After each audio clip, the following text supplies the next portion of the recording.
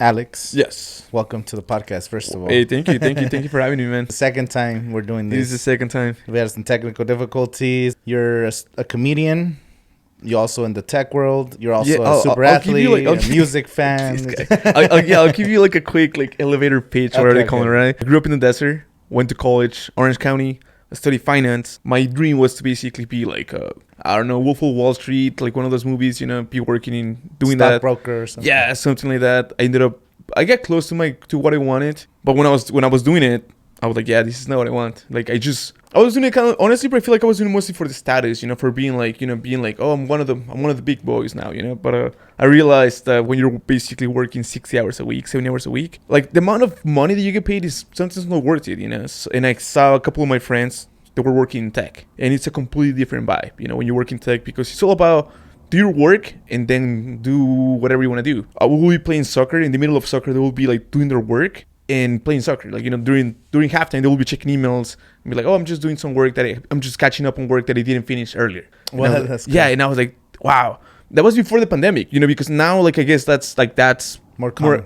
more common. But, back in the day, my friend would literally wake up, work a little bit, go surf, come back, do some more work, go play soccer, come back and do some more work. And then he, like, by 6 p.m. he was done with his day. And I was like, man, that's kind of what I want. So when I had a chance, I was like, okay, I want to learn how to code. I enrolled into they're called coding boot camps. Mm-hmm. It's like a class where they teach you. I wouldn't really say they teach you, but they kind of guide you. Because, like, honestly, it's a lot of self-learning, but you're surrounded with people that know. So it's a lot of everybody kind of helping each other. And they do some things that are really good, such as like helping you like interview, preparing you for showing you exactly how it works. But a lot of I would say 80% is you, and the 20% is them. So when people ask me like, would you do it again? Like, would you pay money for it? I mean, maybe because now I know how to do it, I'm probably like, man, I actually feel like my money wasn't not really worth what I learned. Could you tell us a little bit how much it costs, like a range? Yeah, no, like for sure. For sure, actually, mine, but I didn't pay anything. That's dope. Yeah, I was kind of fortunate because I was in a fortunate position where I lost my finance job, and literally California has like I don't know if they have it anymore still, because I feel like after COVID, like, California doesn't have any money. But before 2019, I basically I started doing some research, and my company, I got laid off, and just started just going through kind of like what are my next steps. I started interviewing for companies, looking into what to do. And I found out that California, if you basically get laid off and you get unemployment, California also pays for your training. California, they used to have that. I don't know if they still have it, but literally California paid 20-something thousand for me to learn how to code. Boy, that's sick. Yes, and I was for like 9 months I was getting unemployment and just coding. And I mean, back then, Back then, I would have a lot of friends giving me shit. They're like, "Oh my God, you're such a lazy guy. You're working from home." Yeah, you're just fucking taking the unemployment money. Go get a job." And I was like, "Yeah, bro. I got shit from a lot of people from like 4 months. People that I didn't even know. Like, they weren't even super close to me. They're like, bro, all you do is just in the computer learning." And I'm like, "Okay, it's the future, bro." I'm like, bro, I want to do me, man.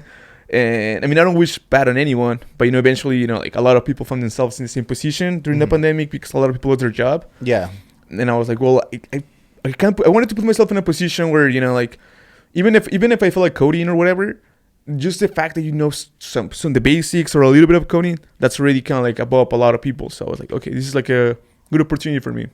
And so what do you do now? Like, what is your actual work? So I got a job. I was super lucky because I got a job in like my first company. That's probably the hardest part. Like, if you don't have a college degree in computer science, getting your first job, it's super hard. Like, you have to apply to probably, I heard people that have applied to 5,000 jobs or 1,000 jobs before they get their job. 1,000 applications. So, like, just think about like how much time does it take to do an application, right? Like, that's crazy. 5 to 10 minutes. So multiply 1,000 times. But other people just get jobs really quickly. For me, I probably sent like 600 applications, had a lot of interviews, and honestly, I was super lucky because the company that hired me, it was a fintech company, basically finance and tech. So they knew I knew a lot about finance. They're like, okay, you're finance, you don't have to tell us. We know because you have worked in all these companies, and you literally they will be saying words that I'm like, yeah, I can, they wouldn't have to explain me any of the finance lingo. Yeah. Exactly, I already knew that. which a lot for them that was kind of hard to basically be teaching like some kid from college that just learned that only knows computer science. How does finance work? You know, they can teach the kid already knows how to code, but now explaining that kid how finance work, that was kind of hard for the company to do. So they found me and they're like, okay, this guy already knows finance. He sucks at coding, like he's bad at coding, but we can teach him how to code. You know, we can teach him the basics. We can give him work that is doable for him at the beginning, and he'll be ramping up. And that didn't happen. But no, I'm just kidding. Like, no, yeah, like I was basically like my background really helped, and I worked there for 2 years, and it's one of those things where like I feel like it's, you know how people say when you're dating someone, like all the girls want you because you're dating someone now, you know. Yeah. When you're single, nobody pays attention to you, but when you have a girl, all of a sudden like everyone's looking. Yeah, that's honestly like when you're working in tech, that's how it is. If you have a job, a week later you start getting like DMs from recruiters telling you like, hey, do you want to work in this company? Do you want to work? And I'm like, bro, where were you like 2 months ago when I was like desperate for a job, you know? Yeah. So yeah, like I would work for 2 years and I was just getting like a lot of different calls and so yeah, some guy just called me like they called me a company completely remote, which that's kind of what I was looking for, and we kept some super cool technology and dude, I'm loving it. Like I've been working there for 7 months now, and every day it's like I look forward to go to work. Like I'm like okay. It's work, which, you know, like you don't really, it's not like, I don't love working, but, you know, I actually like what I'm doing. Yeah. You know, like, yeah, that's a lot of people say, oh, if you love what you're doing, you'll never work again. But you're still going to work so much. You probably might even work more, but now you're passionate about that work or getting away from the routine. And so what you were explaining to me on the last podcast is that your job is, they have problems. There's like problems that come up to like this forum or whatever you guys use, and when you say, oh, I could solve these problems, okay, I could do this and this and this one. Correct. You pick the projects that you can solve, and then other people that are more experienced, they'll be like, oh, I could solve these, and then you're just solving problems. And if it takes you, you know, a few hours or a few minutes, and that's how that works, right? Yeah, it's kind of like crazy because, you know, like I think like when this is when bro, because I used to also do like a podcast myself where I was interviewing software engineers, and I would have basically people like a live room where people will come in and be like, I have a question. What happens if I don't know how to do the work? What happens if I don't know how to do my job? Would I get like in trouble? Am I gonna get fired? I'm scared because I don't feel like I know everything. And the guy, literally, people that work in Twitter, people that work on Tesla, I had a guy that he a founder of a company that he's actually got acquired by like a bigger company. The guy will be like, man, let me tell you something. Senior software engineers, the only difference is like when they don't know something, they just don't freak out. They're like, you know, I don't know how to do it, but I'll figure it out, because all the answers are kind of like online, you know, or you can just reach out to someone, and that's literally kind of like what I'm doing for work. If I can fix it myself, if I can do it, I'll do it. You know, like I'm working through the problem, trying to figure, you know, coming up with a solution for the client. But if I can do it, I'll just ask like someone on my team. And what kind of solutions are there though? Yeah, so what kind of problems do you solve? Like what yeah, so my company, we work in like analytics. Like our company's motto, or company's, I guess, mission is to help companies out there win the hearts of the customer. So just to give you like a quick example, let's just say like you were trying to buy shoes, right? Like I don't know, like Adidas, Nike, Vans, whatever. And you're super excited because you find the shoes that you want. You put them on your shopping cart. You're like, okay, I just got some red shoes. I'm gonna get a white shirt to match, and I'm gonna add a hat. You're super excited. You get all the way at the end when you're about to click buy, like, you know, make the payment. Yeah. And all of a sudden, those shoes are sold out. And you're like, what happened? Like, you know, I just literally put it in my shopping cart. And you go back and you find you're like, okay, I'm gonna get the white ones. And you go back again, and it's sold out. All of a sudden you had a bad experience. You're like, dude, I'm not shopping again here because, you know, like I had a bad experience. So what my company's kind of like doing, it's like super basic, but we're just literally telling like, hey, you're losing so much money daily. Okay, what if you use change? You know, like instead of if the shoe sold out, just don't even put it there. You know, just don't show it. Like, you know, if that shoe is not there, just remove it.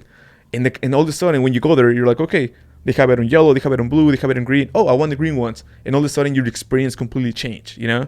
Which is so basic, bro. But it's like someone needs to do it. Yeah, we're doing that. And our clients, the customers using the clients' websites, all of a sudden, like their experience is like it's changed completely, you know, because they're having a great time, and we're able to give like all that information to our clients, you know, be like, hey, this is how your numbers will look if you do this, if you change your website, or the font's too small. It's just like literally just like analytics, bro. I didn't even know this was like an industry, but it makes so much sense because all the. So you're trying to make the shopping experience easier. You go in, and I hate like having to do extra steps. I even hate. I love when like you're signing into something on your phone or your computer and it's like autofill. You don't have to type in your password. It's like, oh, cool, next. You don't have to type in your credit cards because you save it to the Apple wallet, whatever. But like even those mundane things just like annoy you, you know. So they're time crunchers. So I'm pretty sure for a website that has millions of reaches every day, 100%. You're missing out on hundreds of thousands of dollars. I bet. Yeah, and I give you like a e-commerce example, but we have customers that are in banking, we have customers in airlines. Airlines is probably the worst because like everybody has gone through like a bad experience. Yeah, we have basically hospitals. We have a lot of different kind of clients that so every day, like honestly, like I'm learning kind of something new. I'm like, oh wow, this is actually cool. Whoever came up with this idea, what's the coolest website or thing that you've worked on so far? So see, like unfortunately, I have like an NDA, like no okay, yeah. But I'll tell you about Lululemon because Lululemon is actually public information. Like there are clients. So Lululemon, like I don't know if you ever shop at Lululemon or people in your podcast I know, but their website is just flawless, bro. Like it's such a nice website. Like everything's smooth, bro. Like if you go there, the experience is like. Because when you go to Lululemon actually to shop in person, it's also like really cool. You know, you go in there and I don't know, like it's cool. But when you do it online, it's also like it's still like a pretty cool experience to shop online in Lululemon. So every time I get assignments from Lululemon, I'm like, oh, this is cool. Like I'm gonna have a good time and And I jump on call with their designers, and they try to tell me something. It's like, hey, I'm thinking about this. Is this doable? And I'm like, I don't know. Let me ask. And, I asked someone on my team. It's like, hey, is this doable? Can we do this? And they're like, oh, I don't know if we can, but let's find out. We asked someone else. And the person was like, oh, dude, yeah, that's actually super, super cool, So we kind of like, everyone together, we just come up with like, the solution for them. Yeah. And we do some testing behind the scenes, to make sure like, they actually, everything's going to look as they want it. And once it's ready, Lululemon makes the changes and just making a lot of money selling $120 yoga pants, Do you see the new Chris Rock special? Yeah, that's what I brought up, I know you're talking about Lululemon. I was like, man, you guys, I don't want to spoil it. But no, yeah, that special was cool. Did you watch him Acrisure? Yeah. No, I didn't. I didn't have tickets. Because I bought tickets for Grupo Firme, and I think they announced those after, and I don't know. I thought I was like, I'm gonna go last minute, but then I ended up not. Dude, I ended up going in like the first day, like the first event. It was the first main event that they had. It was chaos, bro. It was so chaotic. Like getting there, coming out. Like I remember. I don't know if like the next day I went on Facebook. People were waiting in line forever. Yeah, people were like, I was stuck in my car for 2 hours. Like, oh, this is the worst. I want a refund. And like people were complaining, and I was just kind of like, I was just trolling people. It's like, dude, if you know like that thing started at 7 p.m. Why would you leave your house at 6:45? Yeah. Like it just like doesn't even make sense. Like I know it's a desert and it's like there's no traffic or whatever. But if you were going to like LA or if you were going to like a different city, most likely they wouldn't be parking. And they will tell you like, hey, there's no parking available. Go figure out, Yeah. Yeah, people were like acting so crazy. Like, man, just next time. No, Acrisure is badass, dude. No, it's cool. Have you been there? Yeah. To, like hockey games and all that bullshit? Yeah. Yeah. I've been to a couple hockey games and I actually got to shoot to take some pictures. Oh, they hire you to shoot? Yeah. Oh, that's cool, man. I did Ana Gabriel last Saturday. Oh, wow. Yeah. Is that out there already? Like in your YouTube channel? No. We're I wasn't allowed to like document or anything, so I just had to do the work, and then because I guess I didn't know this, I just found this out. But whatever touring agency, whatever the concert is that's coming to town, they have their own rules of what they want for media. Certain people want like the first 3 songs, take pictures only the first 3 songs, and that's it. Some people would be like, oh, just to have the show, or some people just at the end. In the beginning of the show, it makes sense because people come out dressed the best, like they have their makeup done. Boom, you take the pictures in the first 2-3 songs. and that's the ones that they use for social media. I had to like take the pictures to the first 2 songs only. Only the first 2 songs. Only the first 2 songs, which was crazy. I was like, what, 6 minutes? Like we just literally took some pictures. We went upstairs, and then I had to edit the pictures and then send them to the social media manager. And that's it. Oh, like on the spot. On the spot, yeah. Oh wow. So we had to, like, the whole thing probably took like an hour something. And then I just went home early. I was like, oh, you know what? Fuck it. I just took off. Oh, you didn't even you didn't stay for the whole thing? No, I didn't stay for the whole thing. Because I was upstairs actually for the most part. Because I actually know the social media manager. She used to work at Ferrari, at social media for Ferrari in Rancho Mirage. And she hired me one time to do a video for them. That one's on social media. I don't think I posted it, but Ferrari Rancho Mirage has it. Club meeting that they have, like I guess a lot of like Ferrari owners, they meet up and they have like these cool brunch parties at the Ferrari, and they were watching like F1 racing and shit. Of course, you know, super exclusive club. So it was like that was a one-time gig. Did the video. I think when Acrisure opened up, she applied to work at Acrisure and she got hired, and then her and Ishmael hooked it up. So dude, thankful for them. It's cool that basically now we have something, you know, because I mean I feel like you're always been all about like the desert, you know, like, and there's like, you know how I think like we talk about it, how like a lot of people complain, they're like, there's nothing to do in the desert. Yeah. Like, it's like so boring and I hate it here. And I'm like, no, like you haven't been ever somewhere else, you know, like you have not experienced a lot of places. But yeah, like the fact that we have like basically like, I don't know, man, even desert undergrounds now, you know, like, or like comedy shows, I don't know, like Acrisure, man, you know, like there's stuff to do. People just gotta There's like, so much going on now. It's crazy. So 2019, I feel like a lot of stuff was kind of happening, a lot of little mini things, and boom, we got shut down for 2 years. And then last year was kind of like everyone coming back to a regular world, you know, because it was kind of finally everything was opening up. Big events were finally happening. But I think it still took like the first like 6 months. People were still like, I remember when Coachella was happening last year, like around April or March, like the month before. In the comments, you would see a lot of stuff like, oh, I can't believe people are going to a big event. Like, we need to social distance, blah, blah. Like, that narrative was still in people's minds, you know, during Coachella. Yeah, but, you know, like, now, but like, the events in the desert, though, because, you know, like, there's always events. But now, like, there's so much kind of, like, there's events happening here, like, every day almost. Thursday, Friday, Saturday. But now there's, like, you guys do comedy shows over at the brewing company, like, Coachella Valley Brewing Company. Well, really quickly, bro, because I was just thinking really quickly when I was driving here, have you gone to, like, a tennis game before? No, because we have like a tennis tournament going on right now, you know. One of the biggest tennis tournaments. Yeah, in the world. that's literally like dude, one of my coworkers today, he's like, hey, you know, you're from Palm Springs. Are you going to the tennis tournament? And I was like, yeah, I was actually there. Like, you know, I was there. Like, I already went 3 times, but I would like to go again, you know. But it's one of those things. Like I tell people, like if you've never been, even if you don't know, like if you don't know anything about the sport, just go. You know, like it's literally, I don't know. I think like tickets were like actually they were $10, bro. Like the first.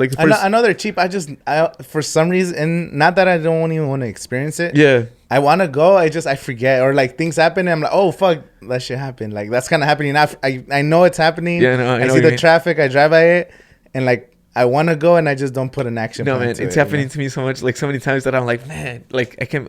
I'm missing out. I'm missing out on this, you know. But it's true. Going back to the desert, having so much to do. That's always been there, you know, the PGA tournament, the tennis garden, Coachella. Exactly. That's kind of then. But the new stuff, you keep that. You keep the world tennis tournament. You keep some big PGA tour thing they do.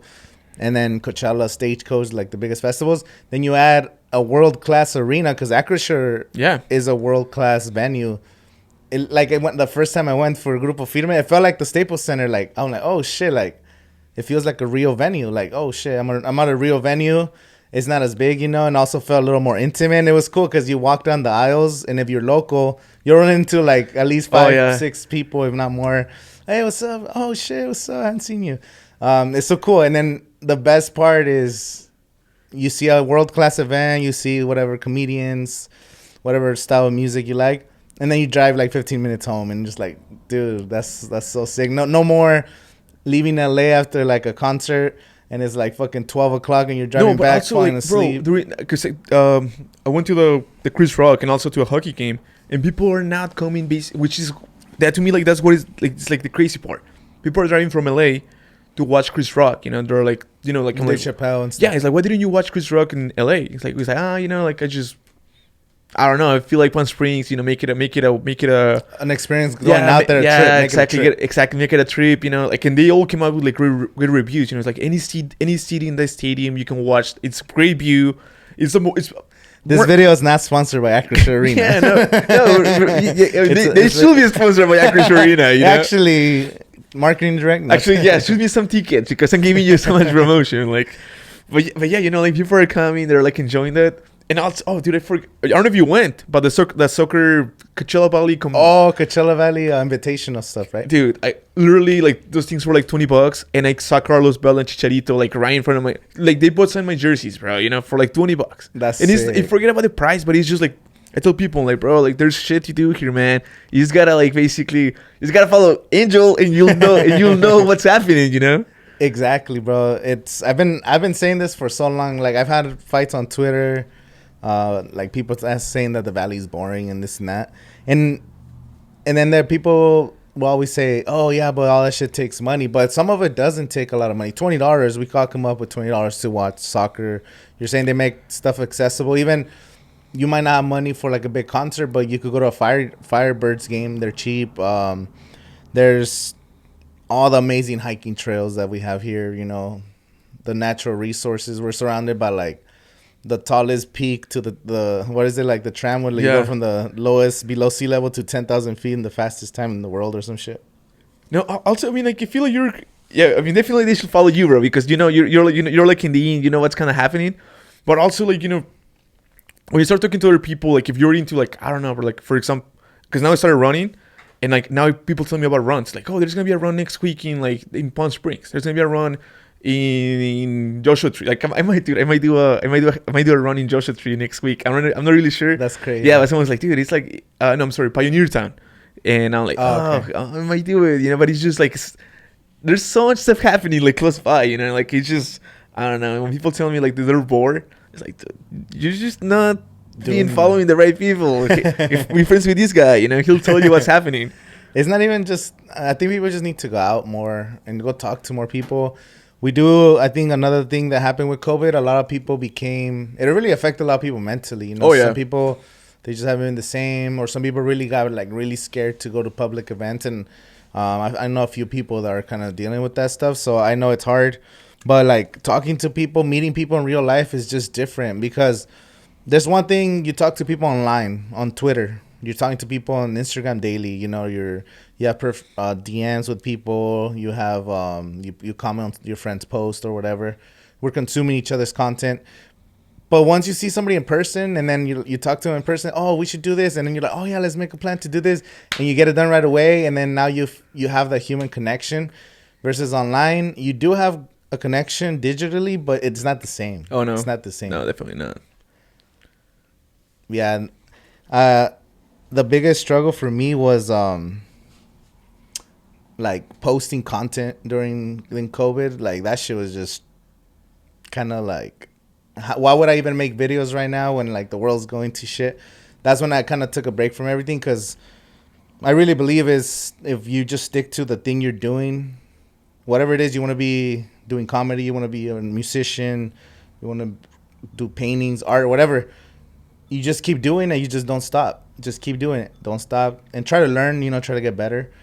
And you'll eventually be successful. I don't know how successful, but you'll have a career out of it. I think everyone could achieve anything. No, and I think like kind of like you're probably going to relate to this so much. But if like when because you told me like basically you have some random people from other crazy places in the world, like Australia or China, or I don't even know, message you about questions about Coachella or whatever. I don't know about China. I don't think they can watch my videos over there. But okay, yeah, you're right. I think you told me like some crazy. Yeah, no, I have people in Russia. I think you told me Australia, right? Australia, Russia, New Zealand. I've had people from Argentina, like just people that are like, oh, I watch your videos. I'm from over here, or you help me. There's a lot. I get a lot of those, but yeah. Yeah, because when you were saying about like making videos, like I think like I told you that I have like a YouTube channel where I was just talking about my experience during the boot camp. I will be like, okay, week 1, week 2, week 3, week 4, and I probably have like I don't know, man, like 200 subscribers or whatever. But like I have so many people who DM me or reach out to me, like, and I'm actually like I'm so blown out, bro, because they're like, hey man, I have an interview next week. Can I talk to you? And like, why? But I was like, yeah, sure, man. I give them my phone number. These guys call me and they got a job. I have to refer his name, but I'm actually gonna like I'm gonna reach out to that guy. Now he's basically working at Nordstrom, making like $250 a year, like getting like a gift card like for Nordstrom, and like I don't know, people like I mean I don't say like it changed his life or whatever, but he's the fact that he's hitting me up with questions because or whatever. You made some piece of video. Yeah, it's just to me, I'm like, man, this guy's about to go to an interview for his dream job, and he's calling me with questions. I can definitely make time for this guy and answer anything he wants, Exactly. Someone reaches out. I love it. Like people always hit me up.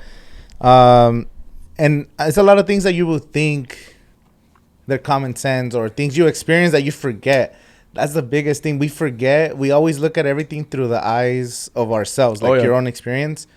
But you forget that, I know how to like hook up a microphone, but a lot of people that have never been around, they don't know how to hook up a microphone, even though, it might be a tell me about it. I would say like out of like little things. I'm actually like, I might make a video about it and just have comedians plugging the microphones. I would say probably only 1 out of 10 comedians know how to do it. Like we're all grabbing the mic. We're all grabbing the mic by the room. It's like, oh man, somebody help, Yeah, I think, that was just like a microphone example, but yeah, we like even opening this bottle, bro. We're all struggling. We're like, how do you open this? I struggle with this thing, man. Hey, you just gotta do things and you'll learn them. You learn them, by doing. So, like I was saying, the podcast or whatever, it's taken me a long time to get more comfortable and to be able to do podcasts.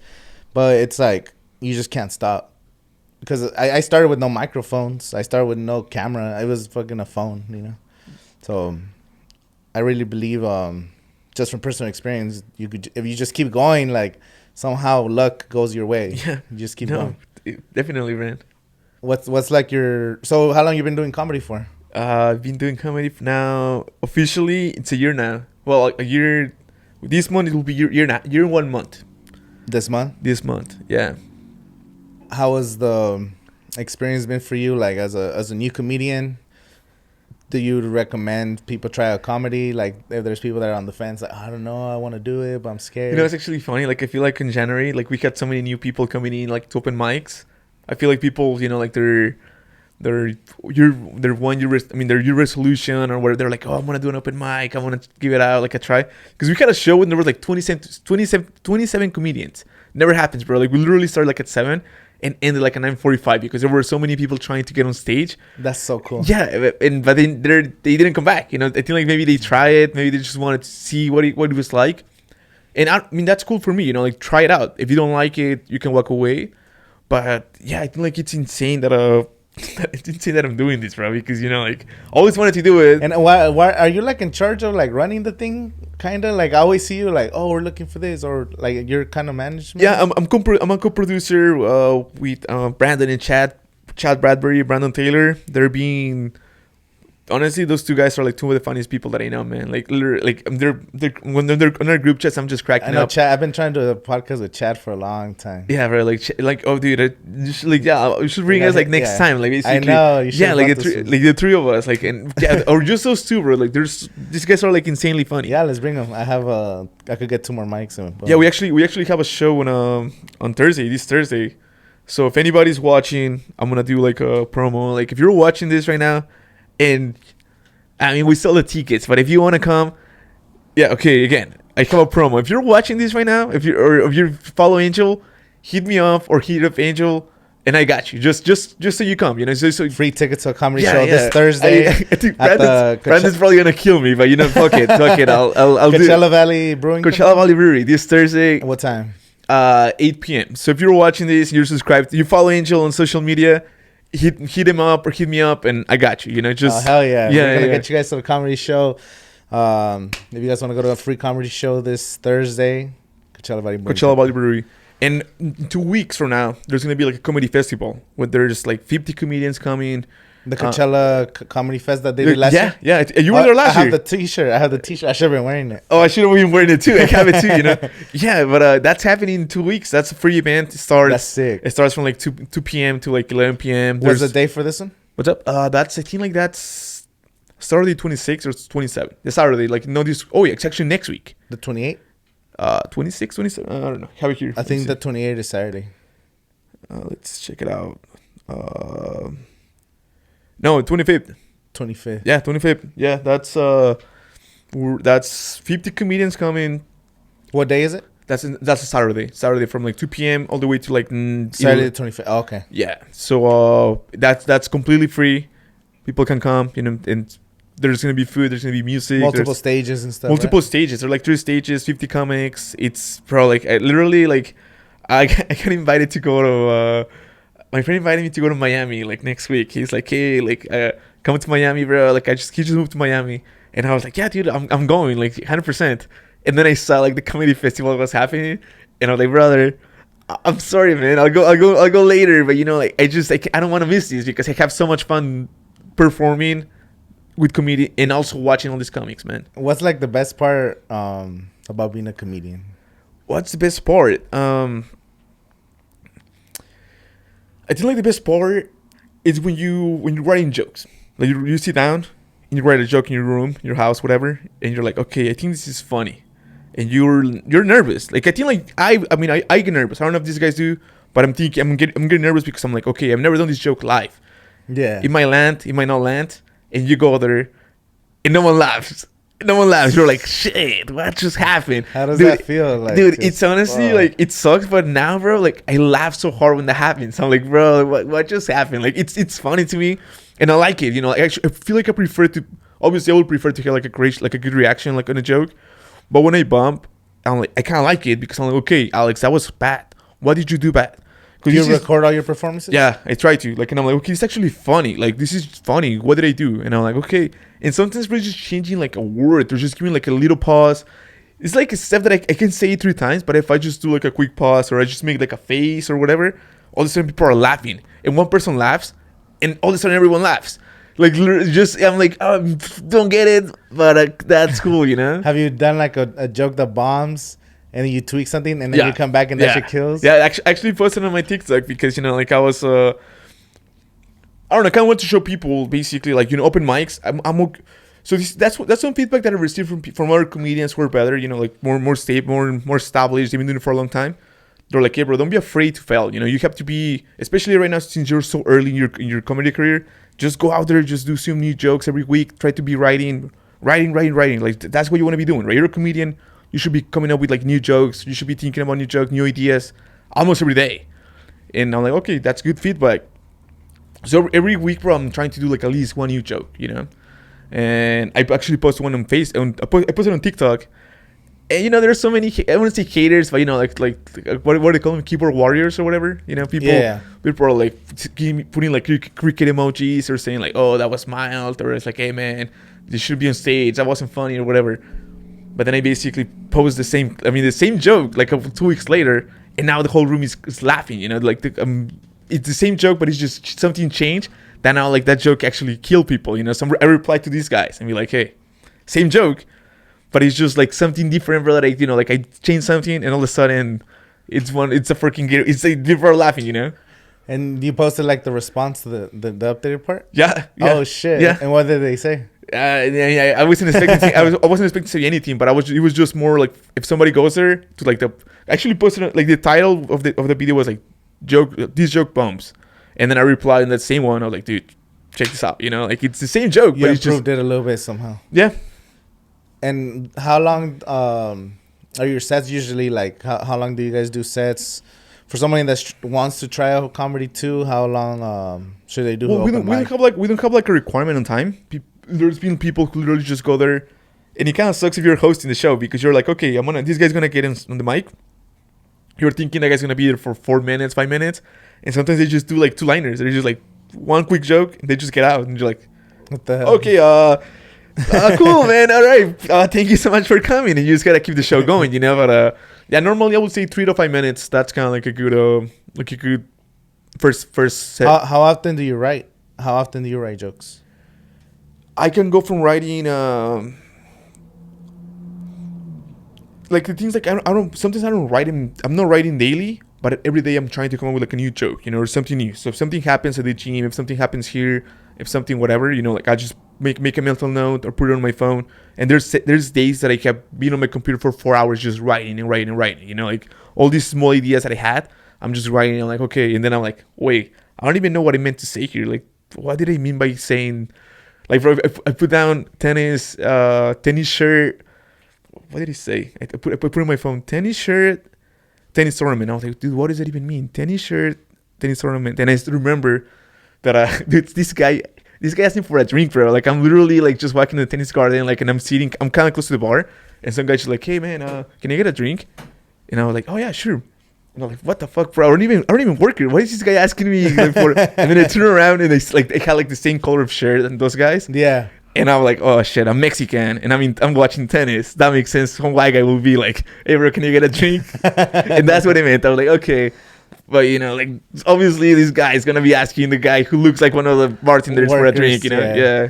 That's crazy. Somebody asked you that? Yeah, somebody asked me for a drink, bro. What like, did you tell him? No, I didn't, bro. It just took me for a second. I just turned around and I was about to go actually go get I was going to go get his drink, bro. I was going to be like, okay, yeah, sure. And I turned around like, oh, wait.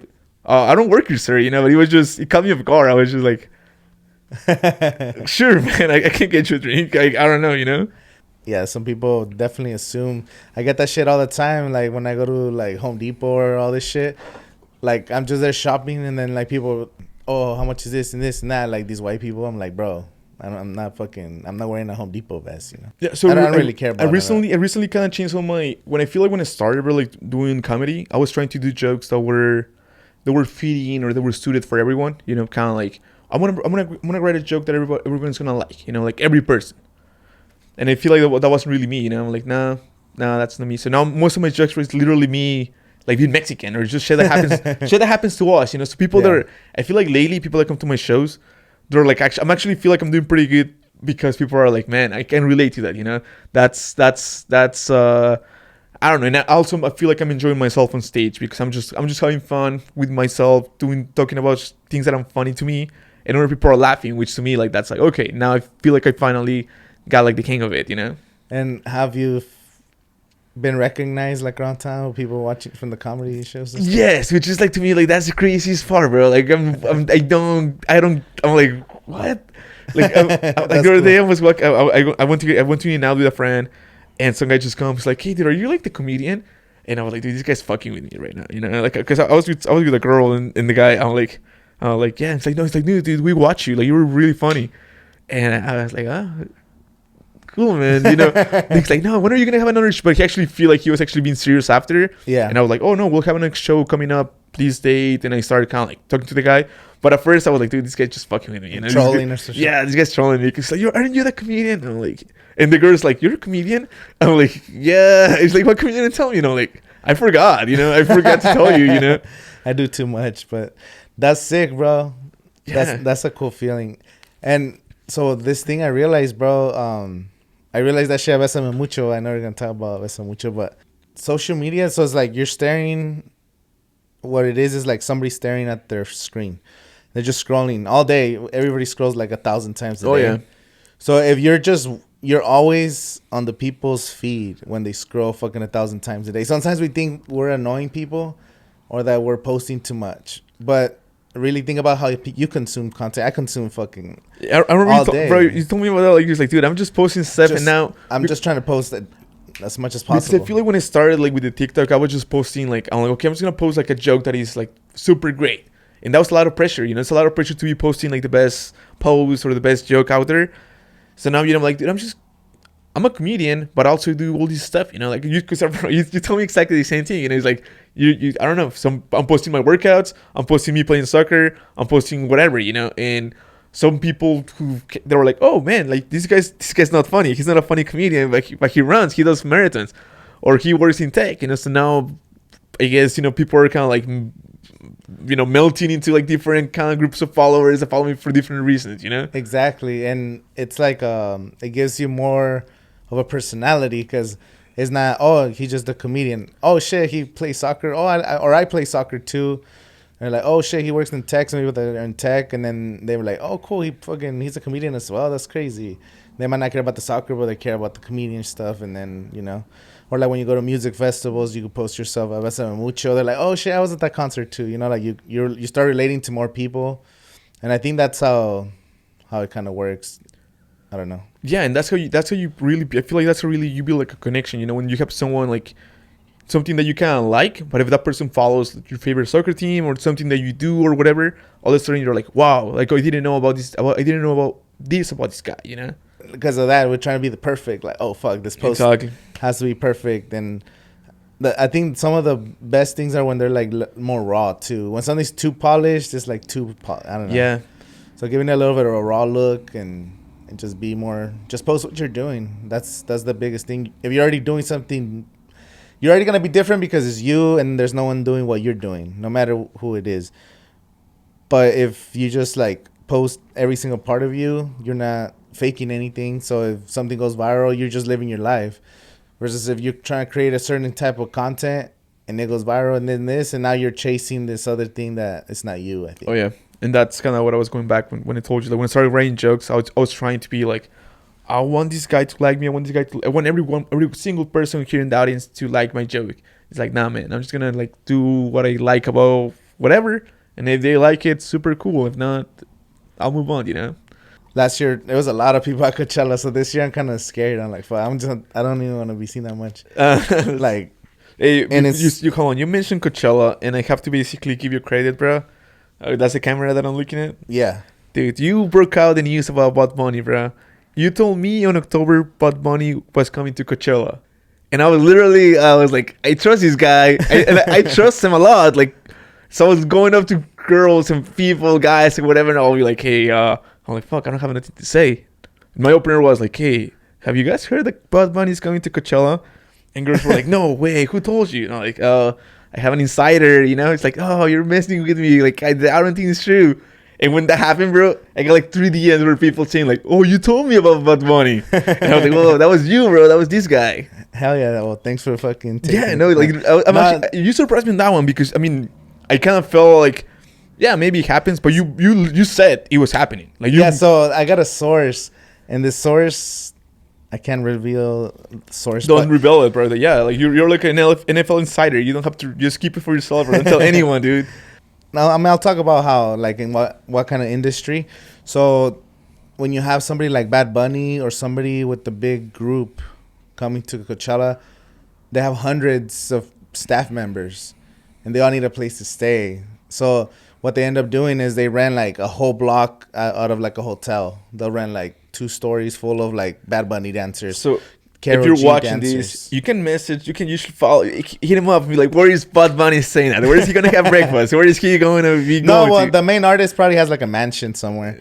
But I'm saying like the backup dancers. He knows what mansion he's Bad Bunny's staying, guys. That's true. You know that. He knows it. He knows the gate codes.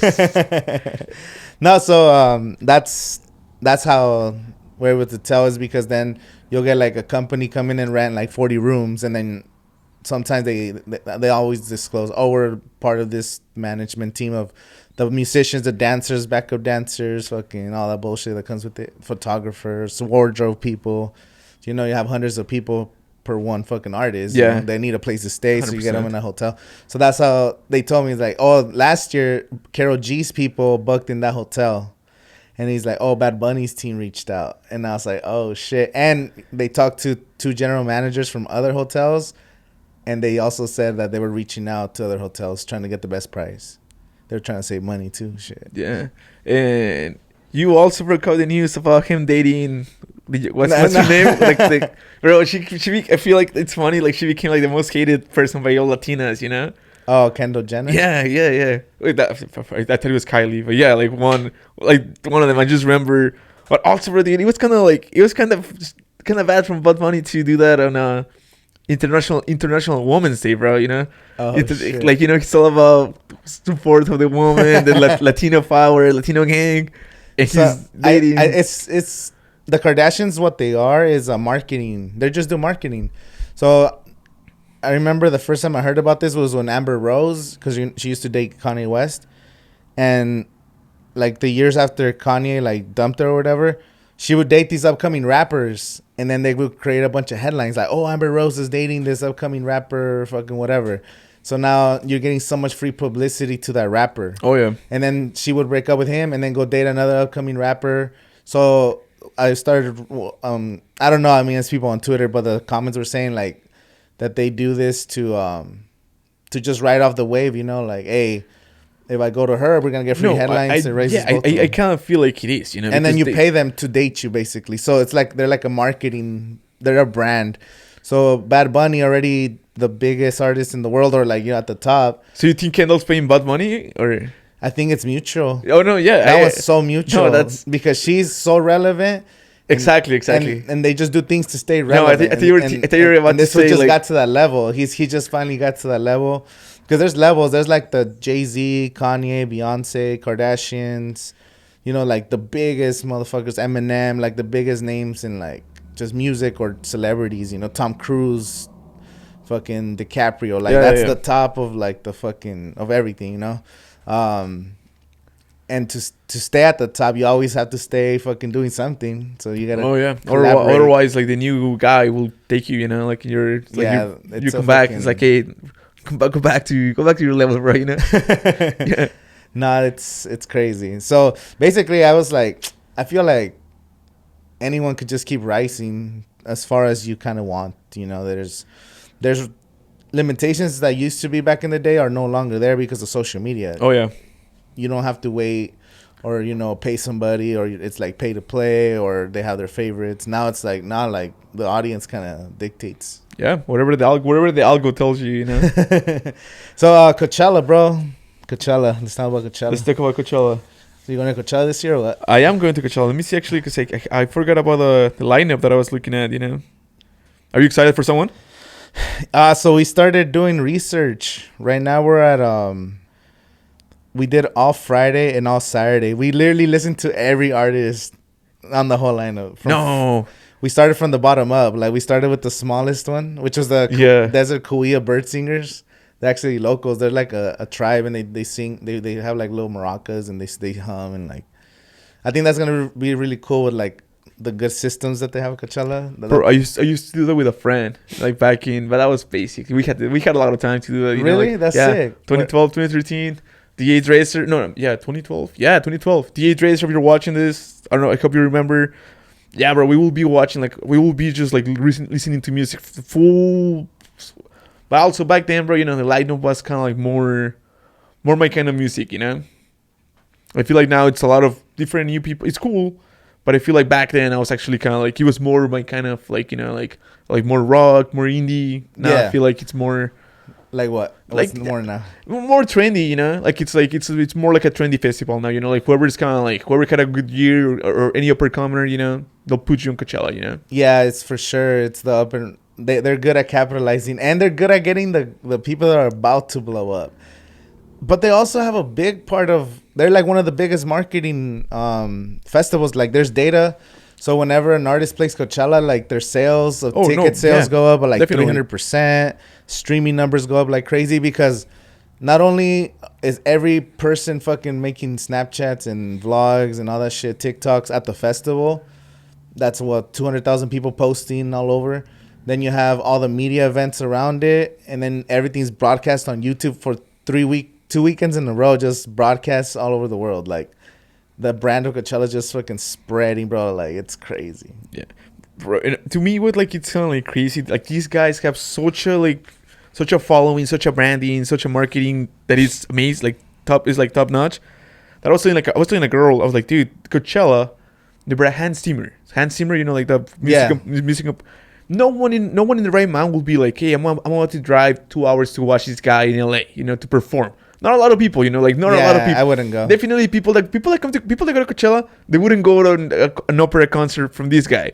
But at Coachella, his stage was packed, bro. Like, he was packed. I was there, bro. You were saying that's kind of what I'm saying. Like, people will be like the Batman theme. I was like, people will be on drugs and be like, I have to watch Hans Zimmer, man. Bro, I have to go watch him. Song, the In Time, or whatever the fuck it's called. That shit was crazy. But see, that's kind of what I'm saying. Like, you know, like if another festival was doing that, people would be like, what the fuck? Why is this festival doing it? Coachella does it. They should bring like John Williams. He did all the Star Wars and all that shit. Or Howard Shore. He did all the Lord of the Rings, bro. Like, I would love that. That's kind of what I'm saying. They can just Bro, they can bring up the paletero, man. Like, and people, and the paletero will be like, oh, check, I came to watch the paletero, man, you know? And this guy literally passes your street every single day, and you're like, no fucks given. But if he's a Coachella, everyone's like, oh, shit. No, yeah. Damn, that food would go hard. Shout out to all paleteros out there. Oh, 100%, dude. Yeah, bro, fucking, so yeah, artists I'm excited about. I don't have the list with me, but for sure, Gorillaz, Bad Bunny and Gorillaz, like I don't even have to say, like they're gonna be fucking hard.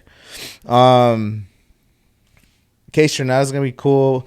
Blondie, that's somebody I want to see. Blondie, cause I'll probably watch it. Honestly, there's not a lot of things that I know, so I feel like I can't. Last year I had a great time at Coachella, bro, because he didn't have like an agenda. I didn't have like any kind of a schedule. I was just kind of like flowing with people, you know, like yeah, I'll go. And I had a great time. You know, like I think like actually I only wanted to see Ed Maverick. Ed Maverick was the only person that you wanted to see. Yeah, because I showed up early to watch him, you know. But everyone else, I was just like, I'll go wherever you guys want to go, you know. Yeah. Last year I had so much fun. It was crazy. I was just going from stage to stage, and like there was one moment I was like, fuck, I have no one to watch right now. And I went to like the Mojave, and I was watching somebody at the Mojave, and then I went to the Gobi. And then there was like Isaiah Rashard or somebody, like it was like some crazy shit, like some hip hop show. And then I kept going, and I went to the outdoor theater, and it was like a whole different kind of vibe. And then at the main stage is a whole different kind of vibe. I just kind of walked everything within an hour. And it's also a completely different vibe when you have an artist bracelet in your hand, brother. You know, and you have the VIP access where you can just walk in and say what's up to the people, take a selfie with. I don't even know. Nathan Elcano. Yeah, exactly. It's like, hey, Nata, vente, way. Like, you know. And now this year, I feel like you're gonna be doing that with like whole. I don't know, man. You might be hanging out with Rosalia or Bad Bunny on their trailer, man.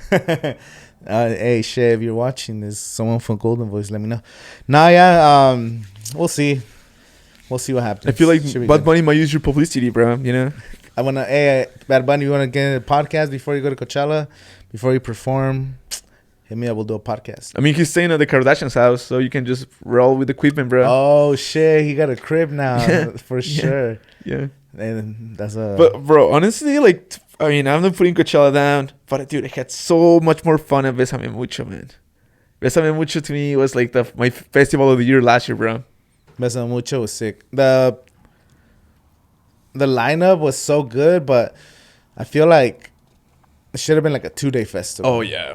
Yeah. It's just too much, and you can't watch all three at the same time, you know. Yeah, I wish I could just basically bring these people and put them at the Polo Grounds. That would be 10 times better. Yeah, put them at the Polo Grounds and make it a 2-day.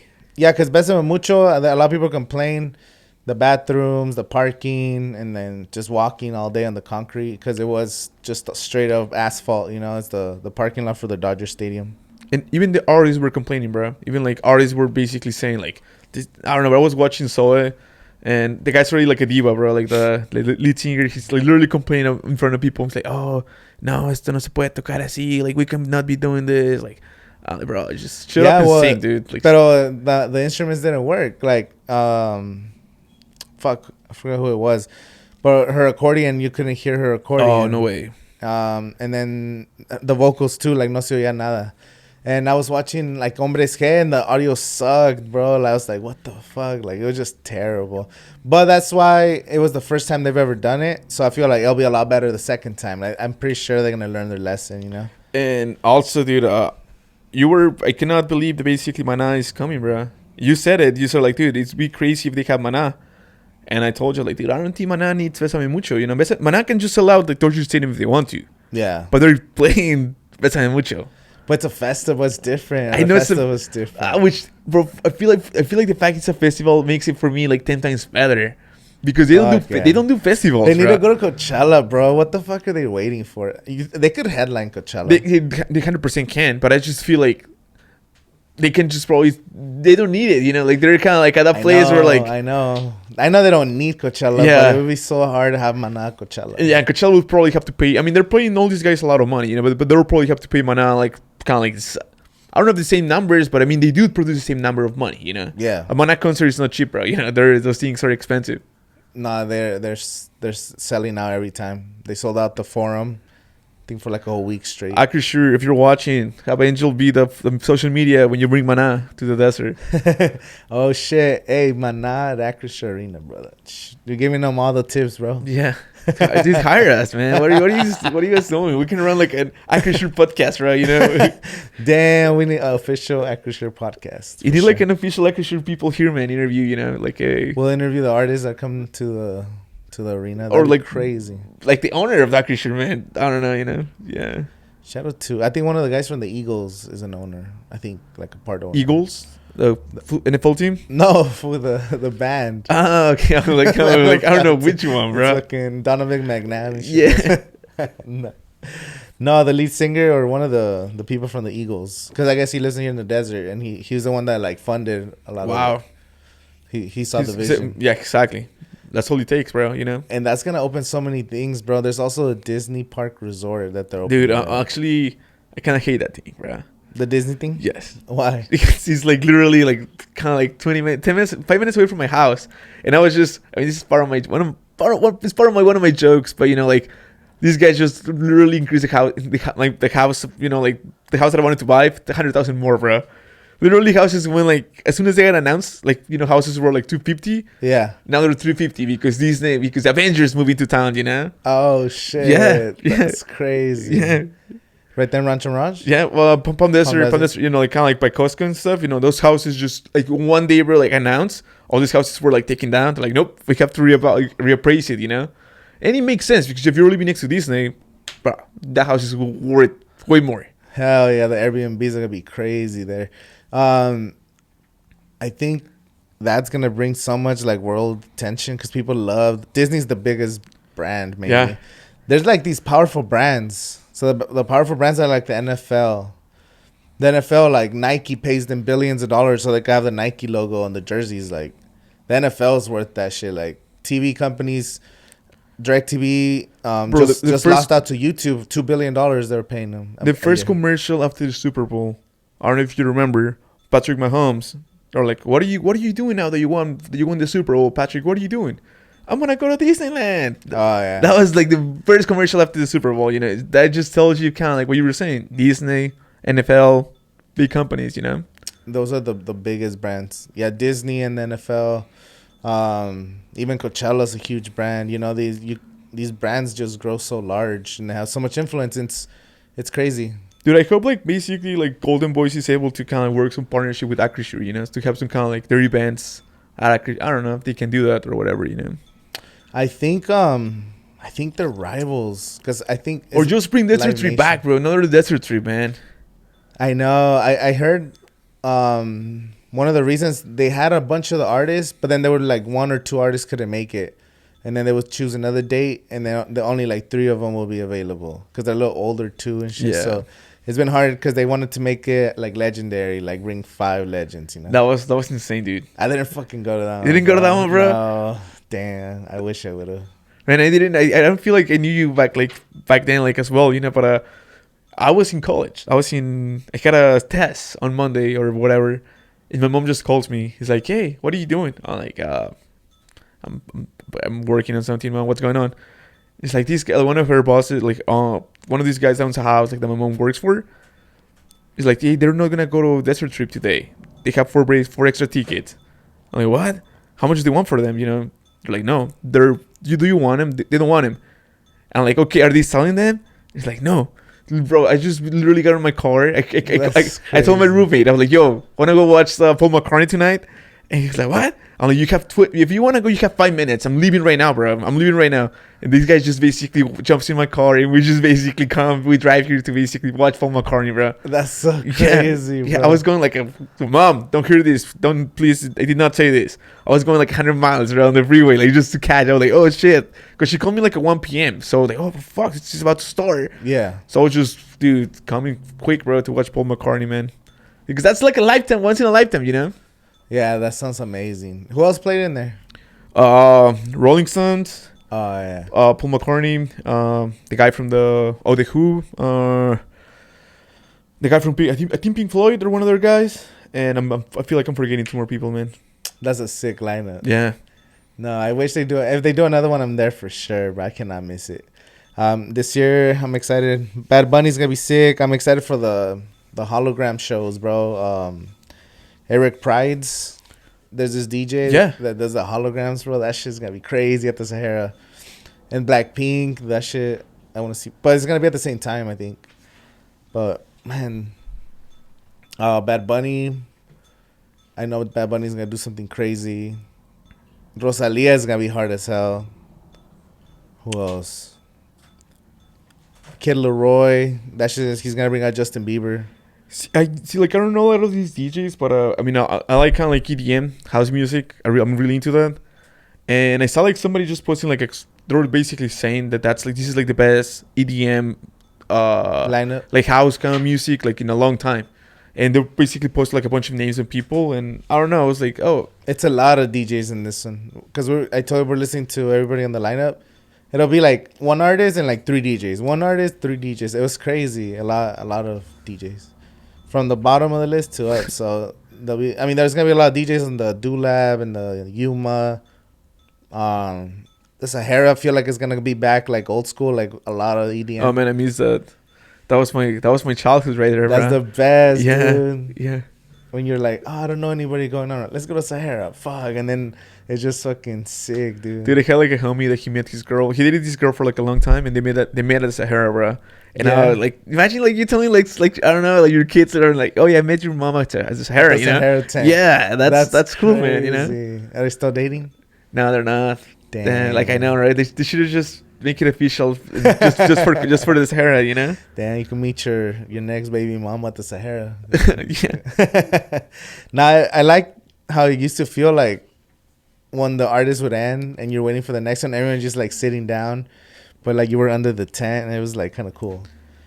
You know, and also like the lights are off and it's like bright, so then you actually get to talk to people. And people are basically sharing like one water with like 10 people, you know, like somebody pulls a water bottle, like, oh, can I get People are some? sitting down, Yeah, stretching. You're talking to people like, oh, where you guys from? Oh, shit. Oh, yeah. I'm fucking local. What the fuck? Dude, I kind of like and hate when people tell me like, oh my god, you're so lucky, you live in the desert, I wish I would live here every single day. And I'm like, bro, you wouldn't last 2 days when it's 120, you know. This is not for people who get cold. I mean, who get, you know, hot easily, you know. Yeah, it gets fucking hot, but I think the weather's pretty cool. It's been super crazy though these last few months. Fucking wind. They need to turn down those freaking LARP systems or whatever. Yeah. The weather control systems. Yeah, The government tone it down a little bit. dude. What was I gonna tell you? Like that. Oh, the wave pool. I don't know if you heard that they're gonna build some like surfing, like. Oh yeah, the Palm Springs Surf Club. But they're building like 4 or 3 places like that, right? I don't know, but I'm actually gonna be working at the Palm Springs Surf Club. Are you? Yeah, we're gonna be doing the tile. Oh, dude, that's cool. Yeah, all over like the bathrooms and all that stuff. And we went to check it out. They have like a giant pool section and like the logo, but they're rebuilding everything. They tore everything down, like infrastructure. It's all gonna be brand new. But that's kind of what I'm saying. Like, there's gonna be so much.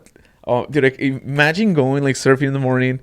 I don't know, for someone who likes to golf, you know. I don't know, you go surf in the morning, go golf, and then go to Acrisure Arena, bro, to watch like a on a game. day, like Yeah, it's that's oh man. I'm just get excited, bro, because we did not have this for a long time, you know. Yeah. Now I want to be able to do more shows too. I want to get to where we could do one a month. It's gonna be me working with other people, like not just here, like other venues, because that would make it easier. We could do other venues, like people helping out. And I'm gonna have some meetings hopefully. How did your shows? How did you feel after your shows? Like, did you basically did you meet your expectations, or maybe way more than you expected, or? Yeah, some of them like way better than we expected. The first Desert Underground was insane.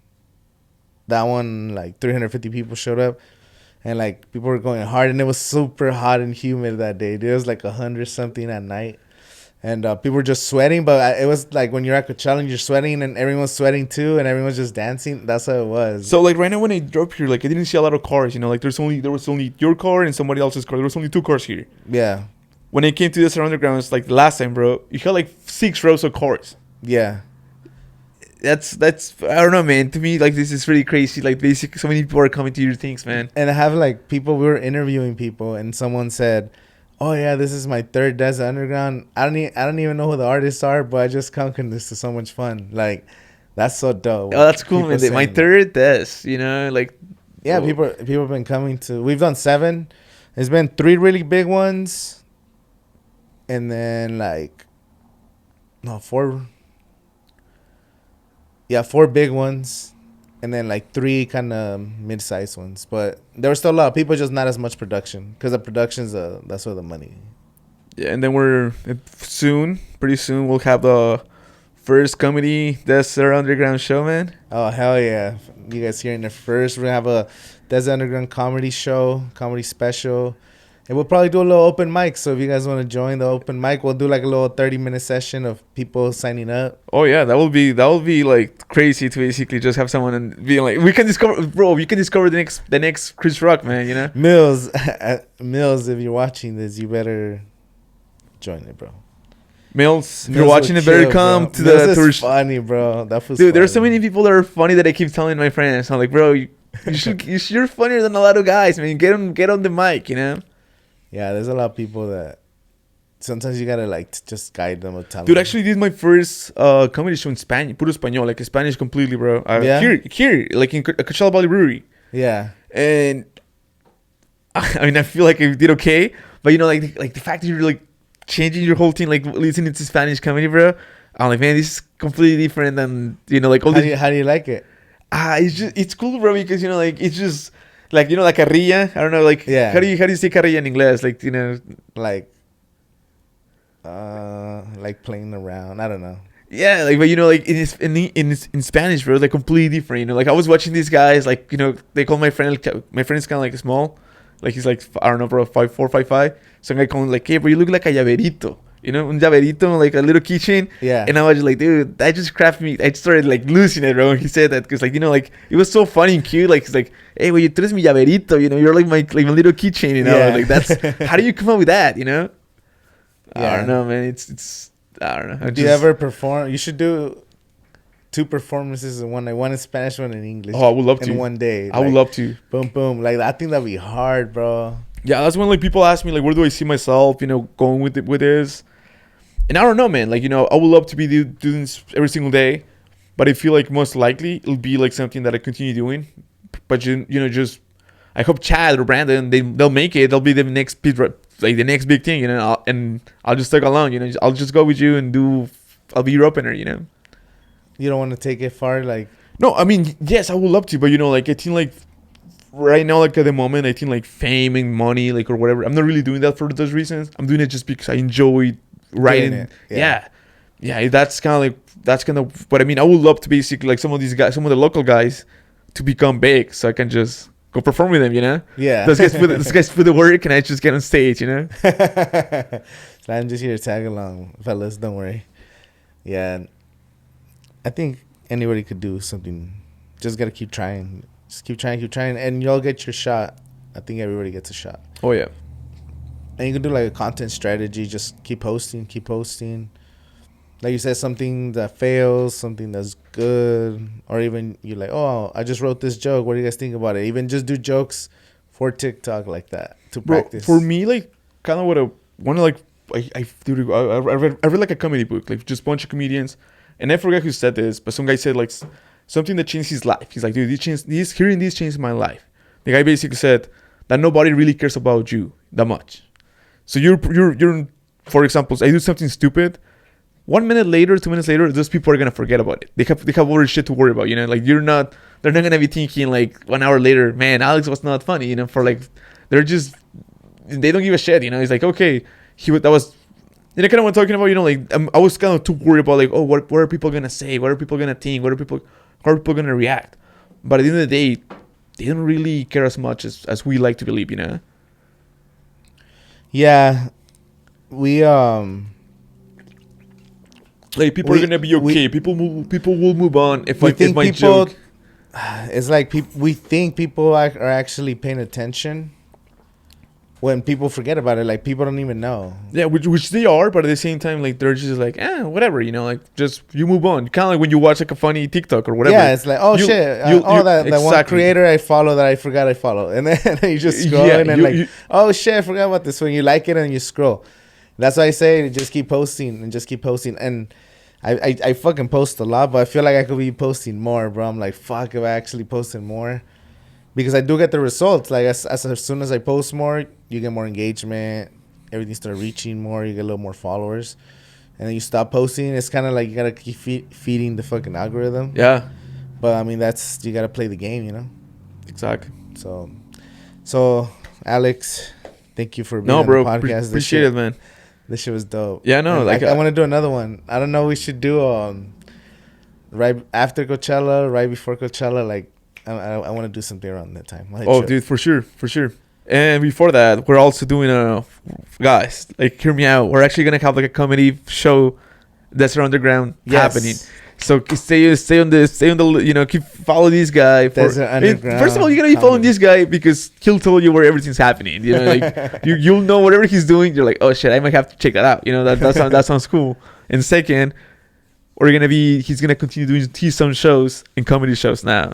So definitely stay tuned, guys. That's an underground comedy show. See you guys. Thank you.